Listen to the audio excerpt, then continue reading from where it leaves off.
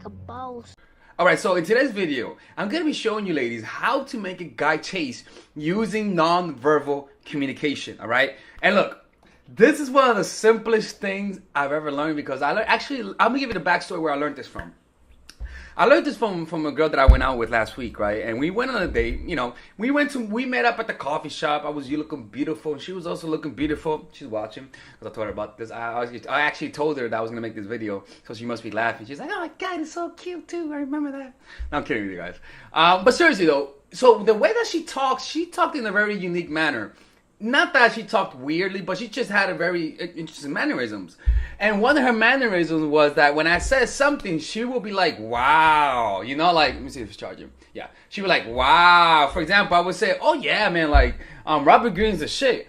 Wow. Like, wow. You know what I'm saying? Like, you know when somebody says like, wow, you sound crazy. Like that kind of wow. But from her perspective, it wasn't like she was saying wow because I'm crazy. Maybe she was.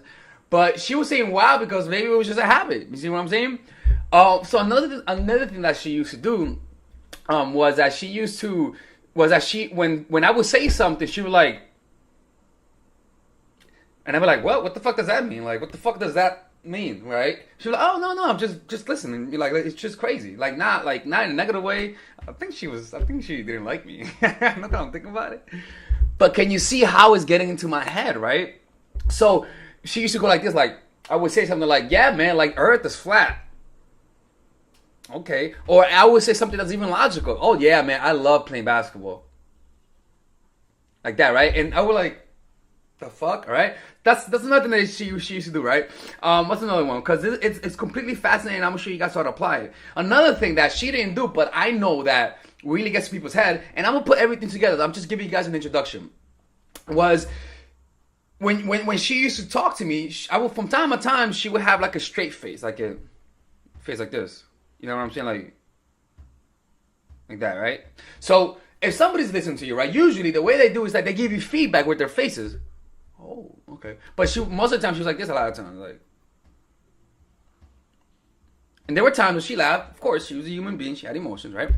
But the point is that during those moments of, it got in my head. I'm like, oh, okay. I'm like, oh shit, what the fuck? Okay, right? But I didn't let it get to my head, but I knew what was going on, and I found it very fascinating. So I began noticing those little things. So how do you use this in an interaction with your intended target, right? For example, you could use this on a date, and this is gonna kill me. I used it on a date later on that day, right? So I went out with a girl later on, and in the beginning, she wasn't interested. I was actually on the weekend. That was like on the Sunday, right? I went out on a date with a girl, right? She was smoking hot, right? And I was like, so we were talking, right? And during the first couple of minutes of the interaction, she didn't look that interested, to be honest with you. I was like, damn, this is one of those days I don't talk about. But then I was like, oh fuck, I remember that thing she did to me, the other girl. And so I was like, okay, so let me do it. So she was like, oh yes, and I started working on a project. There's a project on fashion, and I'm like, and she was like, something wrong with that? No, keep talking. Oh, okay. And then and so I started noticing that as soon as I started doing that, she started getting in her head, and I knew notice like little sudden pauses when she was like. And she then continued talking. You see what I'm saying? So I want to add on to the video and say that the reason why this gets to people's heads is because we're always vibing for people's reactions. When we say something, we're always looking at people's reactions to see whether or not we're saying the right thing. And so when you give them an ambiguous reaction, a reaction that can mean two things, you see, that makes them doubt themselves. So they're listening to you, but they're also looking at where do they stand in your mind. That's how you get into people's heads. You see what I'm saying? And so that's one thing. And another thing is that we're always, as humans, if somebody doesn't give us the feedback we want, we try to get that feedback. So if you're talking to someone like this, of course they're gonna try to make you laugh, especially if you were laughing earlier. Why did he get so serious now? Did I make him stop liking me? Why did she stop liking me? Did they say something that made her stop liking me? Let me say something that's funny. See what I'm saying? And that's because you become you become someone that whom you have to stimulate to get a reaction from. Now you don't do this all the time, but when you do this, it makes them want what they once had. it's so crazy that I remember when I used to think about making people chase, I would assume that I was making them laugh. You could, right? But then there's another side of it where you don't do nothing, where you present to them an ambiguous glance, an ambiguous kind of an ambiguous way of saying things. For example, you can say wow, and that could be anything. Wow could mean anything. Like, wow, you're crazy. Oh, wow, that's incredible. Oh, wow, that's interesting. You see? But the point is that you don't try to make them understand. You don't try to give them a clear understanding as to what you're communicating. You can say wow, and let them fucking guess what the fuck the wow means. You see what I'm saying? So that's one thing you can do. So if you're talking to a girl, from time to time, do that. Go like, if she says something, just go like, she'll be like, oh, I'm the oldest sibling. Oh, wow, for real? Wow, shit. Like, holy shit, damn, you're crazy. You see what I'm saying? Or when she's talking to you about something that's very interesting to her, you just look at her like this. Mm-hmm. Yeah. You just look at her like a bland look, like bored. I promise you money that if you find this uncomfortable, you're doing the opposite. If you find this uncomfortable, you're doing the opposite. All right. Another example would be if I tell you like I don't know, like, by the way, I love to read a lot, and you'd be like, you like to read a lot? You see, like that, like, what? What do you mean by that? You see, or another thing you could do, they could say, let's say they say something like I hate my mom. What? What do you mean you hate your mom? What do you mean by that? You see, like that, it's kind of like a verbal attack.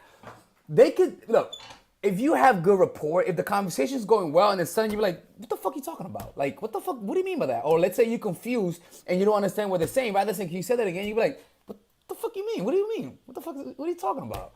You see, it's kind of like, it's a fucked up thing, but it's just absolutely fascinating how it gets into people's heads. Sometimes when a woman is trying to get a guy to like them, they will say this or that. But in this case, this doesn't require words, but a simple shift in your reaction. That's all we're doing. We're just lowering our reaction, all right? So simply be boring, intentionally be boring, right? Intentionally be uninterested. Like, it's not like you're really uninterested, but you're communicating this interest. You could be interested in the person.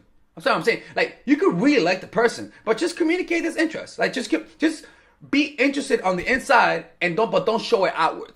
She's gonna sense, he or she is gonna sense that there is two kinds of signals that they're getting from you, and that's when they begin getting into their heads. That's when they get into their heads. I'm telling you, man. I'm telling you, the easiest nonverbal way to make someone chase is a powerful, powerful thing. I tried it once and I saw instant results. It was just, it's a beauty. It's a thing of beauty. It's a thing of beauty. Anyways, this is Alex from mindfulattraction.org. All right. Bye-bye. All right, ladies and gentlemen, if you guys ever want to learn how to use your feminine energy to influence people, learn how to use your masculine energy to become more assertive, and also learn how to blend both energies to improve your dating life, your spiritual life, honestly, your relationship life, your family life, your career life, this is the course for you. If I had to make a course for my nieces, I have two nieces, one is 19 and one is 15. 16. Holy shit. Oh my God, he's a bad fucking uncle. He's a bad uncle. Get out. Shut up, Melissa. You should get this course, right? And this is the course that I will make for them. So, for example, watch the curriculum, right? In the first week, we're going to be showing you how to establish a strong masculine foundation without letting it hurt your feminine energy. This masculine foundation is a source of who you are, right? It's your bodyguard. Without this, whatever feminine energy you create will be destroyed by the outside, because your masculine is your shield. So we'll talk about goal setting. We'll talk about how to develop a serious attitude. We're going to be talking about how to use more logic, how to use more goal-oriented behavior. It's more how to be a man. Now the next one is how to embrace the feminine energy, right? This one will teach you about how to minimize excessive masculine traits, developing self-awareness, healing abundant feminine energy, regulating your emotion, mastering voice qualities and facial expressions, surrendering control, and allowing pain to be felt. This is honestly, this will supercharge, like Kaioken, your masculine energy.